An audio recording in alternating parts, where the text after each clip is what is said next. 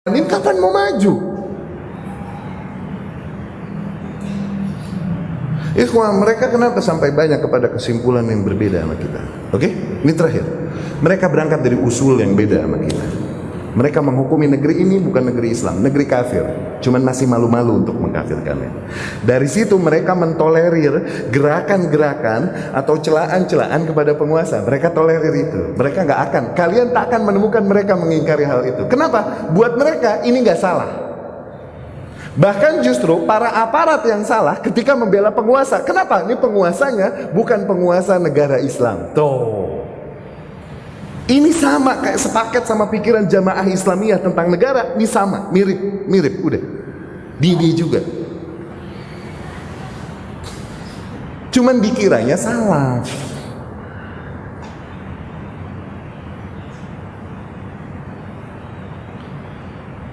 Bahkan dari sisi fikih jauh berbeda konsepnya sama kita.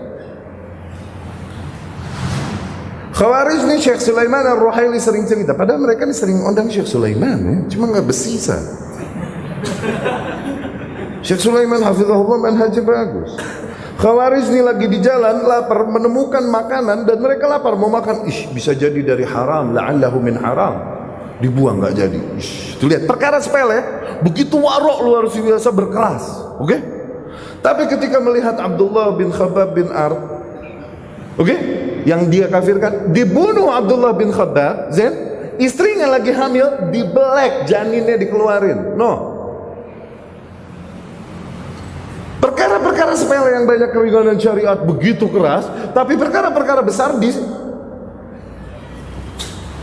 Bahkan ISIS kemarin ini ada yang kata Syekh Sulaiman Ar-Ruhaili, oke, ini wanita dipotong lehernya sama dia, Zain, dipotong lehernya, udah gitu dibunter-bunter gini rambutnya nih, oke?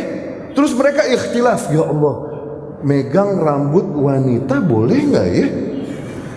Ininya dong, matiin orang nggak ngerem. Ikhtilaf lagi, gimana hukum menggunakan kamera untuk mengambil gambar ini? Gimana ya? Begitu dong. Tapi nggak ngerem untuk ngebunuh.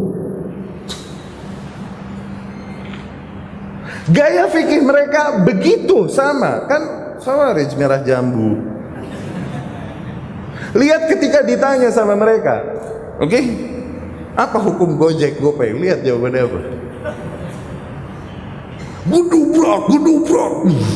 Ada sela-sela keringanan syariat nggak mau tahu.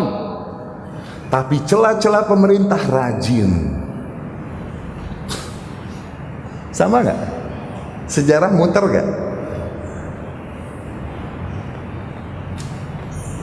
Ketika ditanya nih salah seorang di antara mereka, apa hukum makan mampir ke rumah orang yang kerjanya dengan riba? Oke? Makan. Jangan bawa makanan dari rumah sendiri. Bilang ini makanan ajib, lebih berkah, halal. Ente makan ini aja. Minumnya juga jangan. Ente bawa air zam-zam dari rumah. Bilang ini zam-zam, ajib, air berkah. Ente kepiok-kepiok palanya pakai air. Itu no, dokter no ngomongnya begitu. Sementara Ibnu Baz berkata rahimahullah, bagaimana hukum makan hidangan dari orang yang kecampur hartanya antara halal dan haram. Ibnu Baz berkata, Rasul, oke, mampir diondang Yahudi makan nggak? Dan Yahudi muamalahnya ada muamalah haram. Yang ngajarin riba sama dunia ini Yahudi, bro. Rasul makan nggak makanannya? Begitupun Anas bin Malik, Ibnu Abbas, Ibnu Mas'ud, Hasan Basri ketika ditanya bagaimana hukum makan pada orang yang bekerja dengan riba, qulu wal ismu alaih, makan dosa-dosa dia urusan. Tuh. Ente mau bilang ente lebih waro dari sahabat? Tapi taunya foto sama paslon gini, fotonya pakai jari-jari begitu. Hal-hal besar diusul, dilanggar semuanya. Perkara-perkara furu yang harusnya santai dibawa syadid. Allah.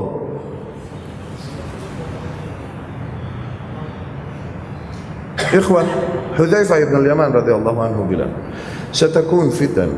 Akan kelak terjadi banyak fitnah. Ta'aruj fiha uqulur rijal. Akal sehat para manusia hilang, nguap pada saat itu. Mal khamru sirfan bi adhabi uqulir rijal minal fitan. Pada saat itu khamr, minuman keras, tidaklah lebih efektif menghilangkan akal sehat daripada fitnah-fitnah yang terjadi. Bahkan orang-orang utama, fudola yang kita cintai, kita husnuzon, kejeblos di situ.